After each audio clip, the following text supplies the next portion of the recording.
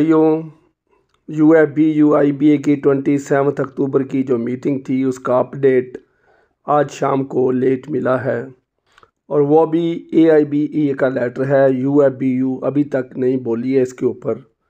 UFBU के convener का कोई लेटर हमारे पास नहीं आया है। AIBA का लेटर है, उसमें कुछ पॉइंट्स उन्होंने बताए हैं कि क्या डिस्कशन हुई है, क्योंकि पहले तो सिर्फ यही था कि 15% ऑफ़र IB ने लगाई है, उसके अलावा कुछ भी नहीं है। उसमें ये लिखा था डिटेल्ड सर्कुलर फॉलोस।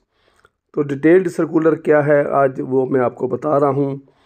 उसमें भी ज़्यादा नहीं है, 2-3 पॉइंट और उन्होंने करे हैं, तो उसमें भी कोई ख़ास बात नहीं है। तो आज मैं आपको पढ़ के सुनाता हूँ क्या लिखा है उन्होंने इसके अंदर। देखिए, ये लेटर है all India bank employees association का 28 अक्टूबर 2023, bipartite talks with IB on 27 October. UFBU circular further to the last round of discussion held with IBA's committee on 29/9/2023 meetings of the working come groups उन्होंने बताई हैं, dates बताई हैं, officer disciplinary procedure के बारे में बात हुई है, कंडक्ट रूल्स है, लीव रूल्स है और इसके बारे में बातचीत हुई है 11, 12, 13 एंड 26 अक्टूबर को। A meeting of core committee was also held on 25/10/2023। 25 अक्टूबर को भी ऐसी ही बात हुई है। The various demands submitted on our charter of demand were discussed to these meetings further discussion still on।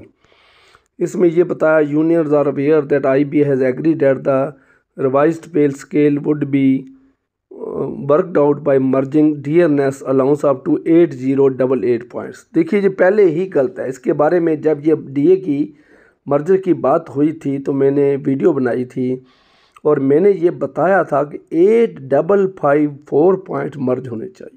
उसके लिए मैंने कैलकुलेशन भी बताई थी। 8554 31/10/2022 को हमारा एग्रीमेंट ख़त्म हो रहा है। 31 अक्टूबर 22 को जो DA चल रहा था वो क्या था, उतने पॉइंट को मर्ज करें तो उसमें क्या हर्ज है।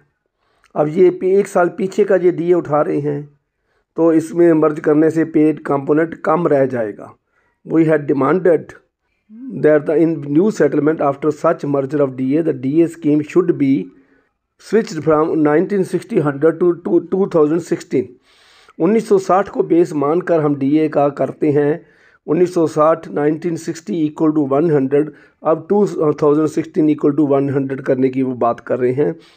Undertaken decision would be taken. ये आई उन्होंने कह दिया कि अभी डिसीजन कुछ नहीं है। तो 27/10 को जो उन्होंने बताया है कि MB राव जी के साथ जो मीटिंग हुई है तो उसमें उन्होंने 15% की ऑफ़र लगाई है। IBA ने 15%, 15% पे स्लिप कंपोनेंट के ऊपर टोटल ऑफ़र लगाई है। तो उन्होंने ये कहा है कि ऐसे काम चल जाएगा और बहुत अच्छी ऑफ़र लगाई है, क्योंकि पिछली बार तो आधे % से शुरू हुए थे। क्योंकि इस बार टाइम बाउंड है और 1 दिसंबर को डेडलाइन है, तो वो उनको 15% से शुरू होना पड़ा। और दुख की बात यह है कि यूनियन ने अपनी डिमांड वहाँ नहीं बताई कि हम 35% मांग रहे हैं कि 45% मांग रहे हैं कि 55% मांग रहे हैं, क्या है। जब उन्होंने 15% ऑफ़र लगाई है तो हमारे को भी UFBU को भी चाहिए था कि हमारी ये डिमांड है, हम इतने पे करेंगे।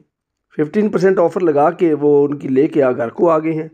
तो next discussion IBA explain the financial position of the banks. देखिए, बैंक्स की पोजीशन IBA बता रही है कि इतनी हालत है कि 15% से ऊपर वो पे नहीं करेंगे तो हालत उनकी खस्ता हो जाएगी। तो दूसरी है, देखिए IMF ने भी ये कहा है कि जो बैंक है उसका 70% प्रॉफिट होना चाहिए, 30% स्टाफ एंड ओवरहेड एक्सपेंडिचर होने चाहिए। लेकिन इंडिया में उल्ट है। इंडिया में क्या है, 30% बैंक के पास रहता है, 70% स्टाफ और ओवरहेड्स में खर्च हो जाता है। क्योंकि हमारी नंबर ऑफ़ ब्रांचेस ज़्यादा हैं तो हमारे पास जो रोबोट वगैरह काम नहीं कर रहे हैं, हमारे जो लोग हैं कस्टमर है वो इलिटरेट हैं। अभी तक कितने % लोग अंगूठा छाप हैं। तो अभी तभी हमने पासबुक प्रिंटिंग जो अर्बन ब्रांचेस में शुरू हुई है वो रूरल ब्रांचेस में इम्प्लीमेंट नहीं हो सकी है। हम जो यूरोपियन के साथ मिलाएंगे तो हमारी बात नहीं बनेगी, क्योंकि वहाँ सारे ही एजुकेटेड हैं, सभी को पासबुक प्रिंटिंग आती है, सभी को नेट बैंकिंग आती है, सभी एजुकेटेड हैं, तो उन बैंक में आके कोई प्रॉब्लम क्रिएट नहीं करते हैं। फार्म खुद भरते हैं, यहाँ पर तो फार्म भी कई बार भरना पड़ता है। तो इसलिए हमारे जो स्टाफ ज़्यादा होता है और इसलिए और ख़र्चा बढ़ जाता है। Option for resigning, good news for resigning employees to join the pension scheme. ये बहुत बड़ी देर से डिमांड चली आ रही थी। जो रिज़ाइनीज़ हैं, जो दूसरे जो हैं वॉलंटरी रिटायर्ड एम्प्लॉइज़ हैं, officers to join the pension scheme, उनको पेंशन स्कीम ज्वाइन करने का एक मौका दिया जाए। I B expressed their inclination to agree. उन्होंने ये भी कहा कि इसमें ये बात मानी जा सकती है। वैसे तो डिसमिस्ड एम्प्लॉइज़ को भी एक मौका देना चाहिए, क्योंकि मैंने वीडियो में रिक्वेस्ट करी थी UIBU को, IBA को, जो डिसमिस्ड हो गए हैं, उनको टॉर्चर हो गया, सज़ा मिल गई है, बदनामी हो गई है, लेकिन अब उनका जो फाइनेंशियल राइट है, रोटी छीनना किसी का बुरी बात है, रोटी नहीं छीननी चाहिए। जो गलती कर गया है उसको सज़ा मिल गई है, अब सारी ज़िंदगी अगले जन्म में उसका हिसाब करेंगे, ये तो गलत बात है। इसी जन्म में उसका हिसाब करके उसको एक ऑप्शन दे दिया जाए, उसके सारे जो फंड हैं उसको पेंशन कम से कम पे करी जाए। तो ये था आज का जो अपडेट है, कुछ ज़्यादा अपडेट नहीं है। डिटेल सर्कुलर तो हम वेट कर रहे थे, पता नहीं कितनी क्या क्या बात बताएंगे, लेकिन इसमें कुछ भी नहीं निकला है। 1960 का हम 2016 कर देंगे। रिज़ाइनीज़ के बारे में हम विचार करेंगे। 808 हमने, ये तो पहली मीटिंग में हो चुका है, 3 महीने पहले ही हो चुका है। 80888 पॉइंट ये मर्ज होगा, ये भी कोई बताने वाली बात ही नहीं है। 1960 को बेस माना है, ये भी बताने वाली बात नहीं है। रिज़ाइनीज़ के बारे में करेंगे, अभी भी पता नहीं है कब करेंगे, क्या करेंगे ये भी नहीं पता है।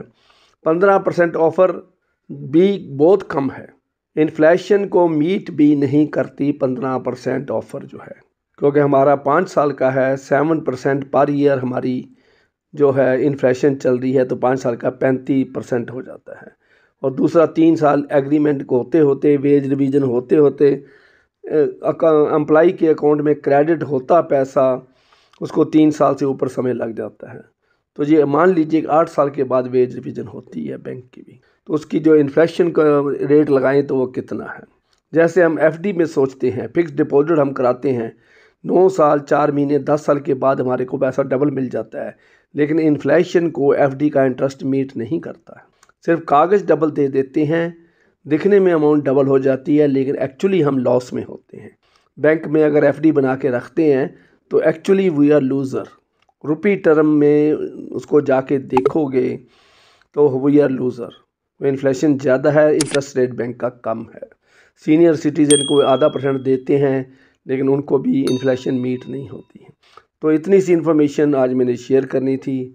मेरे पास इतना अपडेट आया है, रात लेट 10 बजे मैं वीडियो बना रहा हूँ। मुझे आशा है वीडियो को लाइक, शेयर और सब्सक्राइब करोगे। Thank you very much.